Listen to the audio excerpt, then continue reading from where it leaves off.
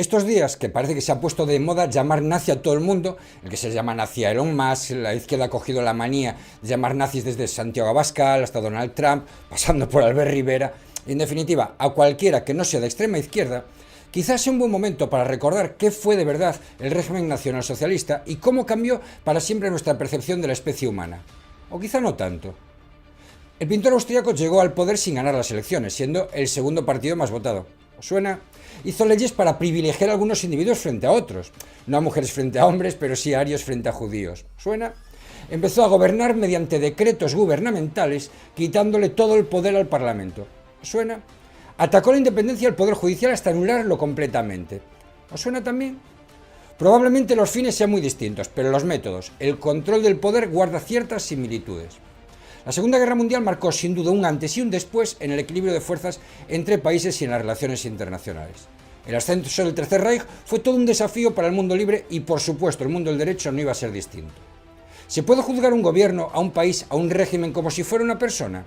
¿Cuáles fueron los responsables del exterminio sistematizado de más de 6 millones de judíos?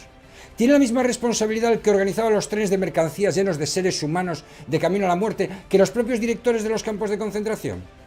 En este vídeo te voy a explicar cómo las potencias mundiales se encontraron con un problema de difícil solución a la hora de juzgar a los responsables del régimen nacionalsocialista y cómo se gestaron, se prepararon y se celebraron los juicios de Nuremberg.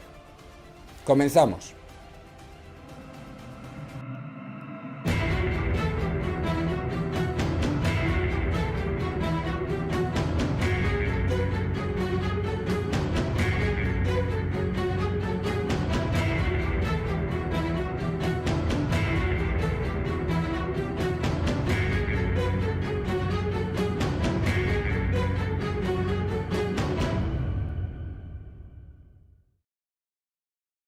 En octubre de 1943 se reunieron los ministros de Asuntos Exteriores de las potencias aliadas en Moscú. En esta convención se decidió que había llegado el momento de concretar los primeros aspectos relativos a cómo debían exigirse las responsabilidades por crímenes de guerra. Los delitos cometidos en un determinado país serían juzgados por sus propios tribunales, pero los actos que tuvieran consecuencias en diversos estados serían juzgados por los aliados de forma conjunta. Sobre cómo se haría ese ejercicio, las discrepancias seguían siendo insalvables entre los partidarios de la ejecución directa de los responsables, vamos a ahorcarlos sin más trámites, los que defendían los juicios sumarios y los que preferían realizar verdaderos procesos judiciales con todas las garantías. Ese mismo mes, en Londres, tuvo lugar la reunión inaugural de la Comisión de Naciones Unidas para la Investigación de Crímenes de Guerra, UNWCC en sus siglas en inglés. El trabajo de la comisión consistió en investigar los posibles delitos cometidos por las fuerzas de ocupación, identificar en la medida de lo posible a sus autores e informar a los gobiernos afectados de los hechos que habían tenido lugar. La reciente apertura de los archivos de la comisión, que permanecieron sellados por culpa de la Guerra Fría, como no, ha podido reescribir parcialmente la historia de la persecución de los crímenes nazis. Así sabemos que la iniciativa de denunciar las atrocidades cometidas por sus ejércitos durante la Segunda Guerra Mundial partió de los países ocupados, más exactamente de sus gobiernos en el exilio, y no de las 4 potencias que más tarde monopolizaron los grandes juicios mediáticos. También sabemos que en 1943 los aliados tenían información más o menos precisa que permitía una visión de conjunto del holocausto que se estaba produciendo en los campos de concentración y que en ese mismo año las violaciones y agresiones sexuales a mujeres y niños ya se consideraban delitos de guerra y crímenes contra la humanidad. El Consejo se enfrentaba a un problema trascendental. Los únicos delitos contemplados como crímenes desde el punto de vista del derecho internacional eran los asesinatos injustificados, las violaciones y las torturas que no estuvieran amparadas por el derecho de guerra o militar. Y los criminales serían únicamente los ejecutores materiales. Por ello, si bien la mayoría de los hechos que se investigaban tenían un responsable identificado, con nombre y apellidos, en el listado de culpables que se estaba creando no aparecía ninguno de los grandes jerarcas e inspiradores del nacionalsocialismo, puesto que los principales responsables de la barbarie que se estaba produciendo, esto es, quienes daban las órdenes, no las ejecutaban. Los delincuentes de despacho nunca se manchaban las manos con la sangre de las víctimas. En resumen, Si bien se podía enjuiciar a los autores materiales de los delitos concretos cuyas denuncias llegaban a la comisión, los altos cargos del gobierno alemán y del partido nazi quedarían impunes. Pero Hitler y su partido habían llegado al poder por las urnas y fue nombrado canciller de forma legal por el presidente von Hindenburg. El fundamento de los decretos ley que el Führer dictó surgió a partir de un primer ordenamiento denominado Decreto del Incendio del Reichstag, gracias al cual, con el apoyo de 2 vicecancilleres y con la firma del presidente von Hindenburg, se eliminaron muchas libertades fundamentales y se permitió el arresto de diputados, comunistas en su mayoría, para tener el control del Parlamento. Además, en 1933 se aprobó la Ley Habilitante, también conocida como Ley para aliviar las penurias del pueblo y el Reich, gracias a la cual Hitler adquirió la facultad de ejercer todas las funciones pertenecientes a la rama legislativa, incluso la de dictar leyes contrarias a la Constitución. Una barbaridad. Pese a que pueda parecer imposible desde una perspectiva actual, todo lo anterior se llevó a cabo con el apoyo de 441 votos a favor y solo 94 en contra, de un total de 535 parlamentarios. De hecho, la mayoría de los actos del gobierno nazi, por deplorables que parezcan, se realizó de acuerdo con las leyes alemanas dictadas conforme a la potestad del Führer, como la ley para proteger la sangre y el honor alemanes, contra los judíos, la ley sobre medidas de legítima defensa, que era una impunidad retroactiva para los asesinatos producidos en la noche de los cuchillos largos, la ley de unificación, la prohibición de partidos políticos y tantas otras. Lo dicho anteriormente explica que los informes de la Comisión sobre las figuras centrales del partido nazi se limitaran a acumular afirmaciones difíciles de catalogar como delitos concretos, pues no se les podían imputar ni asesinatos, ni violaciones, ni deportaciones, que sí estaban contemplados en el derecho internacional como tales.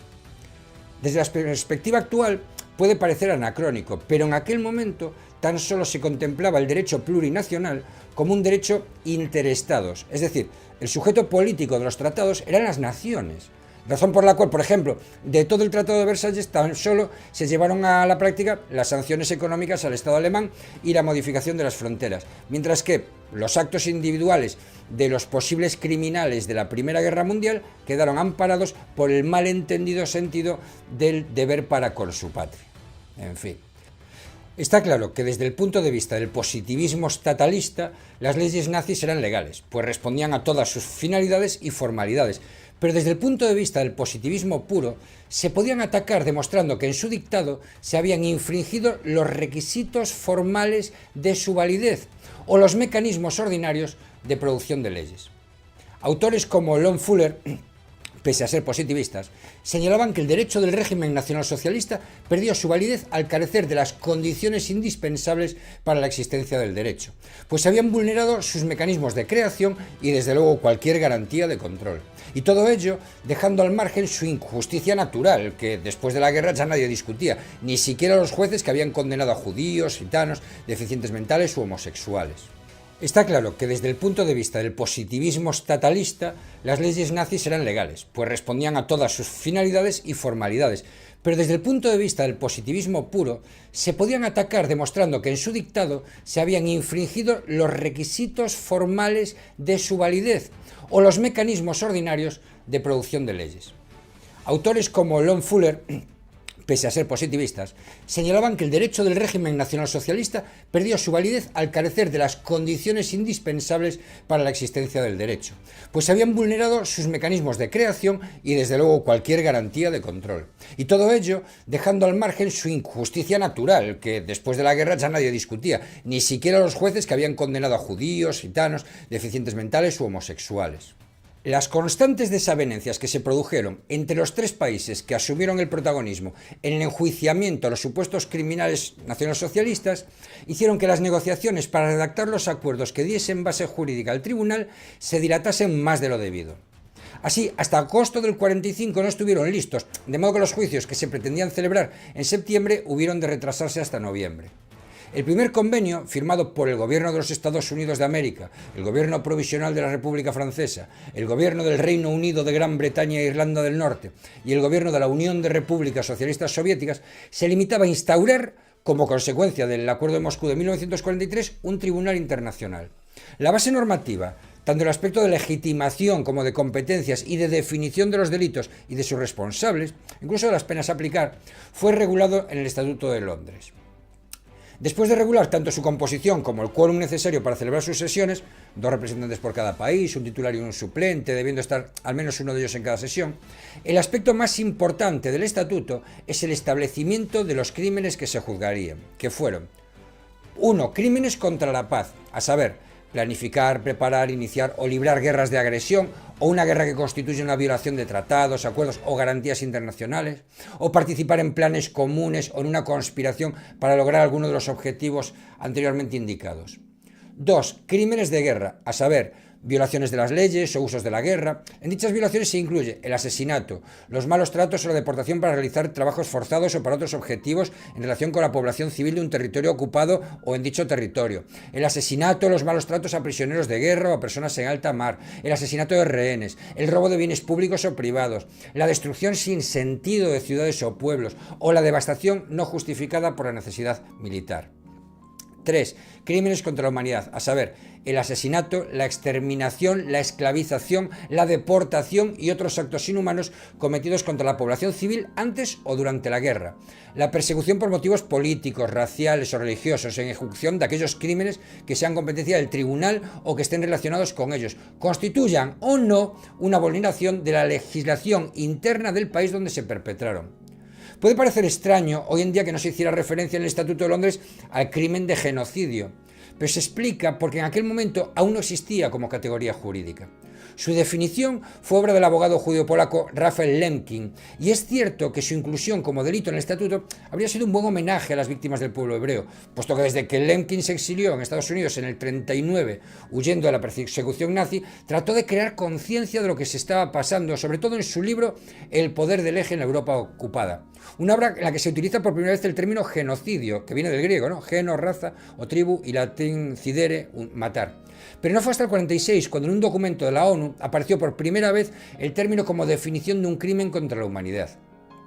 Después de establecer los delitos a enjuiciar, los artículos 7 y 8 del Estatuto fijaban la responsabilidad personal del individuo por sus actos, una novedad frente a la tradicional responsabilidad del Estado, sin que pudiera exonerarle ni su cargo ni el principio de obediencia debida, sin perjuicio de que esta última circunstancia sí pudiera de algún modo considerarse un atenuante. Este punto de la responsabilidad de la persona y no de la nación fue muy contestado por las defensas, que alegaron que el derecho internacional jamás había contemplado tal posibilidad.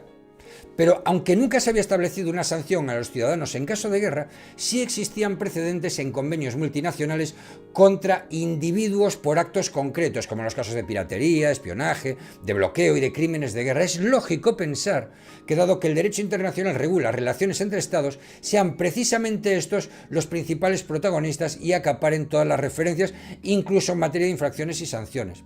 Sin embargo, esto no anula la conclusión de que son las personas y no los estados los que utilizan los mecanismos de mando para vulnerar los principios y las normas del derecho internacional.